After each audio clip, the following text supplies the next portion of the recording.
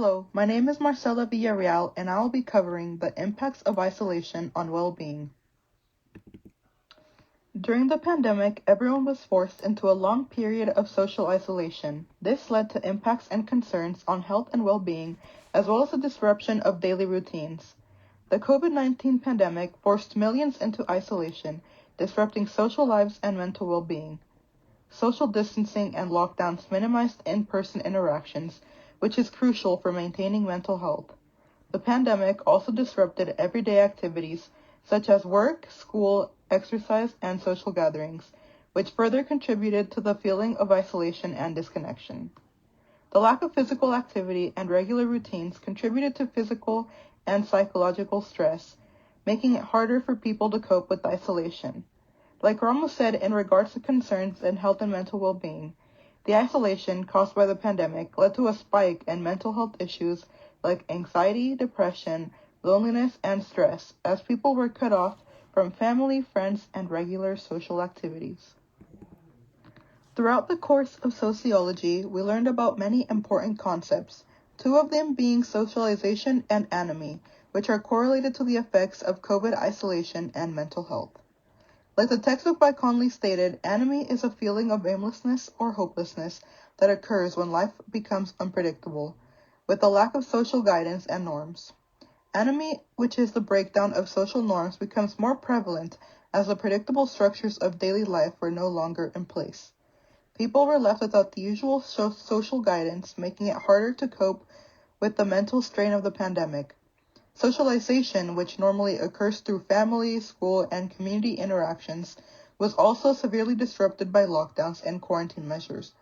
As people were forced into physical isolation, many lost important social connections that are essential for emotional well-being. Family gatherings, social events, and group activities were not able to be held, leaving many isolated in their homes. For example, people who lived alone, especially the elderly, faced extreme loneliness as in-person social support was limited, increasing the feeling of isolation. COVID-19 also had severe impacts on mental health. The absence of regular social interaction, community involvement, and collective norms left many feeling disconnected and disoriented. According to Ganison, the need for effective mental health resources became even clearer during the pandemic, as the isolation was linked to increased mental health crises such as depression and anxiety. The image shows statistics of the sharp increase in mental health disorders such as anxiety and major depressive disorders due to the pandemic, with younger people and women being affected the most. The critical issue of poor mental health as a result of COVID isolation urges a need for intervention. There is an increased demand for mental health services because with the rise in mental health issues due to isolation, there was a significant strain on mental health services, which were already limited before the pandemic even started. As Ganison argues, there was an urgent need for local, regional, and national governments to improve mental health services to help address the psychological toll of isolation during COVID-19. For example, the surge in online mental health resources helped meet the demand, but many still face challenges accessing these services due to financial or technological barriers. Social support networks also had a significant impact. While virtual interactions became a substitute for in-person connections, they were not a complete replacement. The absence of face-to-face interaction affected the depth and quality of social support people could receive. However, many people turned to virtual platforms to stay in touch with loved ones, participate in online therapy, or join social support groups. These new forms of connection became essential for coping with isolation. Moving forward, the long-term effects of isolation need to be addressed. Even as restrictions lift, many people will continue to experience anxiety and depression related to the pandemic's impacts. Governments and mental health providers need to act quickly to create policies that improve mental health accessibility, ensuring that people continue to receive the support they need in a post-pandemic world. As we continue moving beyond isolation, we should move forward with mental health support as well. The pandemic's effect on mental health have highlighted the need for more social safety nets and accessible mental health services. To rebuild from the social isolation experienced during COVID-19, It's essential to prioritize mental health at both the individual and systemic levels. As we move forward, we must continue to advocate for better mental health policies and ensure that social connections are fostered, whether virtually or in person, to support emotional and psychological well-being for all individuals. My name is Mariana Salas, and today in this section I want to be going over the effects of COVID on mental health and family dynamics. As a quick overview, we're going to go over the sociological concepts first, marriage positives as well as marriage negatives, stress on children, and to wrap it all up, co-parenting habits. Jumping right in with the sociological concept that will be applied throughout the rest of the slideshow, we're going to be taking a look at how family can be defined, especially through the lens of sociology. And in the sociology textbook, you may ask yourself, a primary group is defined as social groups such as family or friends composed of enduring intimate face-to-face relationships that strongly influence the attitudes and ideas of those involved. That's going to be the definition of a primary group, which you can see has different effects within the members of the groups as far as attitudes and ideas, which can be especially crucial looking at mental health, especially in a worldwide pandemic. So we're going to take a look at marital positives now. There is a primary positive, which is that married couples became closer on an emotional level. This shows emotional maturity, and those connections can be taken even outside of COVID, leaving a lasting positive impact. And a secondary positive is going to be that less couples reviewed that their marriage was in trouble. This is great news as far as COVID, because those couples didn't have to fear divorce and fear further isolation for their family. In turn, we're going to be looking at the marital negatives. The first one was high stress, which can have physical effects, the domino effects, as we can notice throughout primary groups, that within a primary group, especially a family, there's usually going to be a domino effect between high stress or low stress. It's just going to have that domino effect by affecting ideas and attitudes of those involved, as well as long-term effects like PTSD and depression.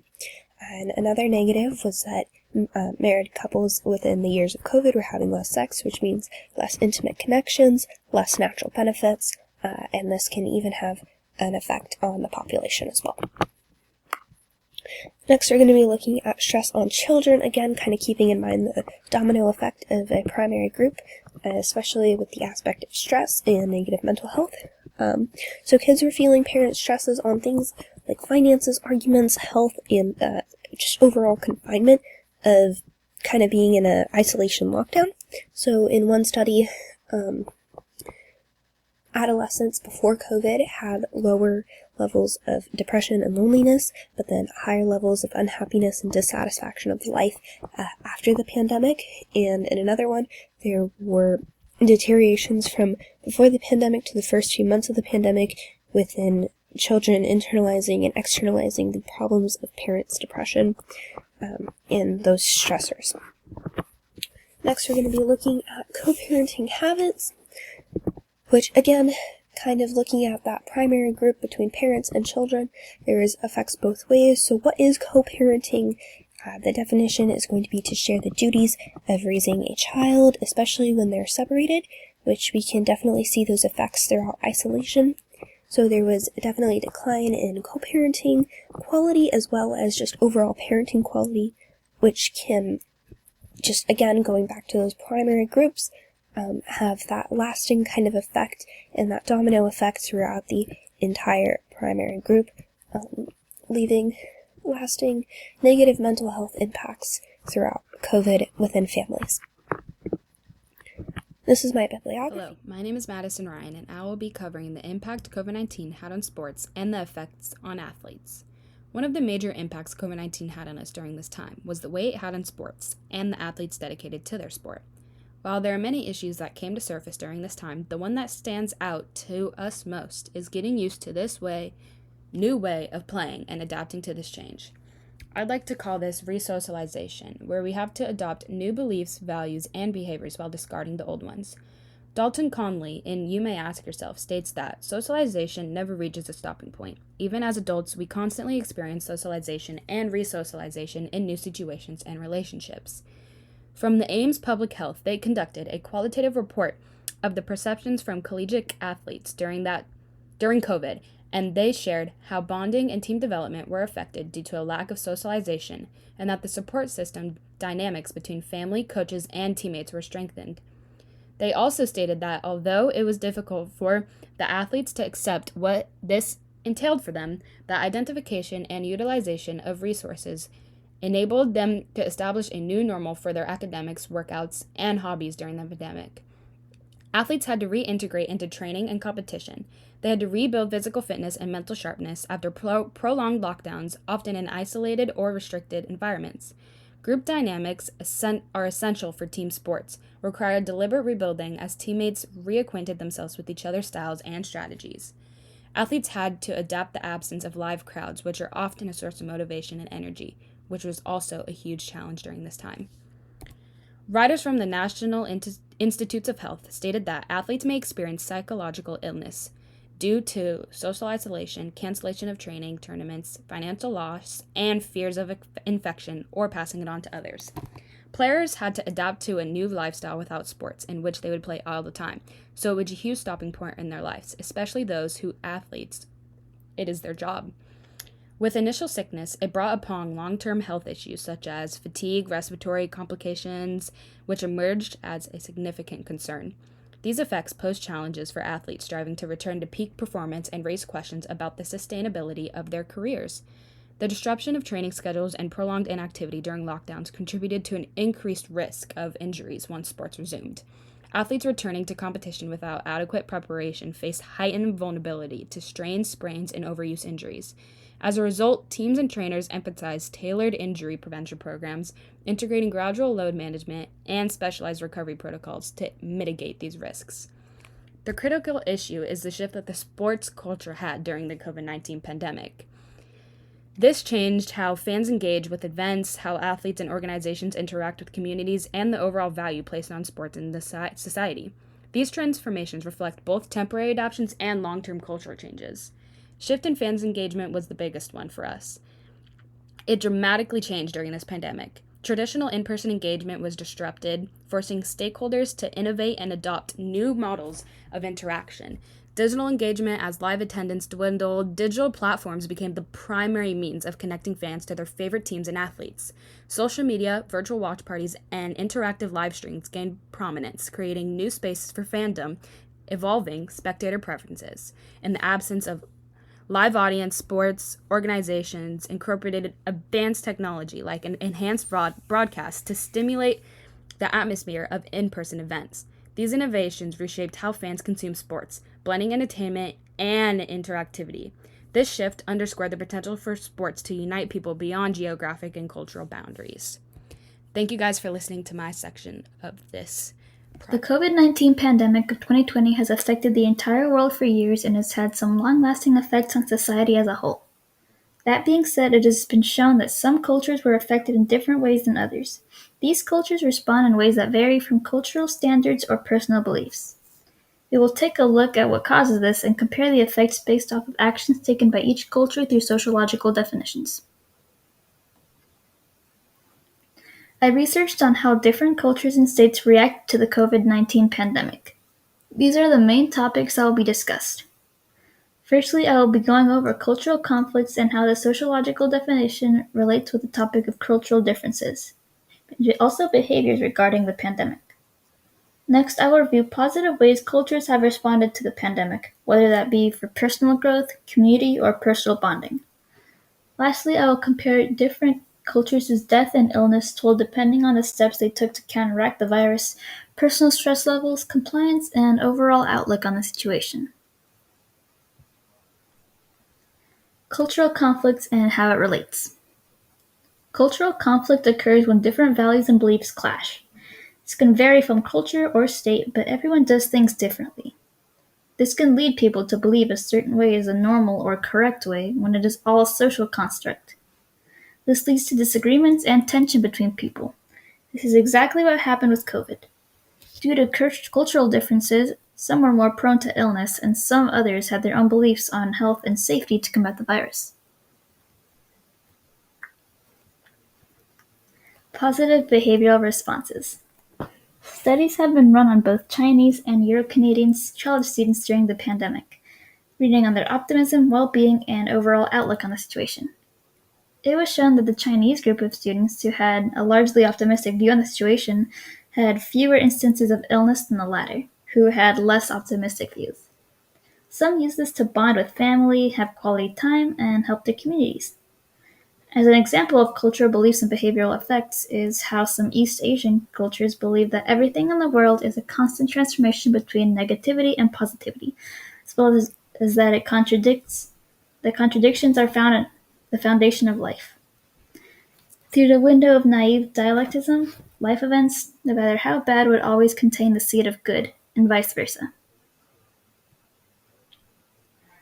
According to data taken during the pandemic, it was shown that Europe had the lowest tendency to care about the virus, especially since they had been the last place to get word on it, while the US had some more time to know but still didn't willfully comply with public safety restrictions, which led to a higher illness and death toll on both, while the Middle East was seemingly the most aware and fearful over the situation.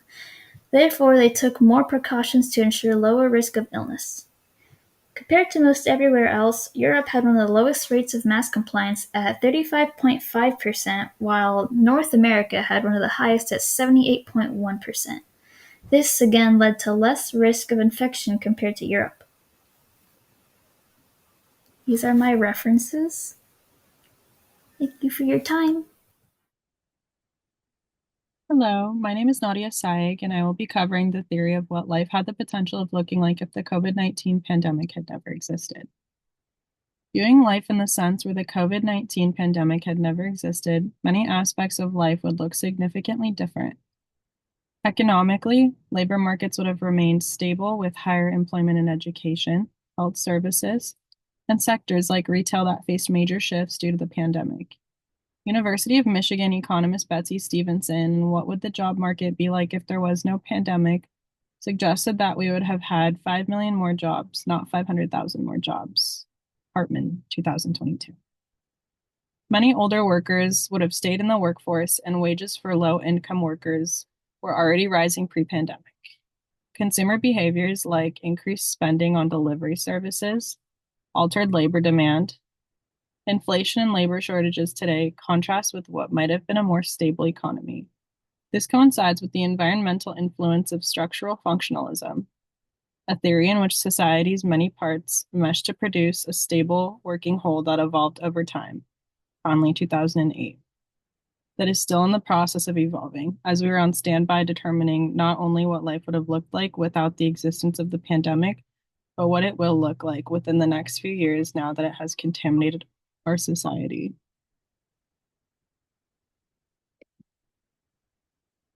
Life would have been theorized to be slightly more intact than it currently is. Employment rates would have been much higher without the occurrence of the pandemic due to limited job opportunities. Crime rate may have slightly decreased along with the rates of suicide due to the lingering effects of social isolation, and standard goods or groceries would have been more affordable.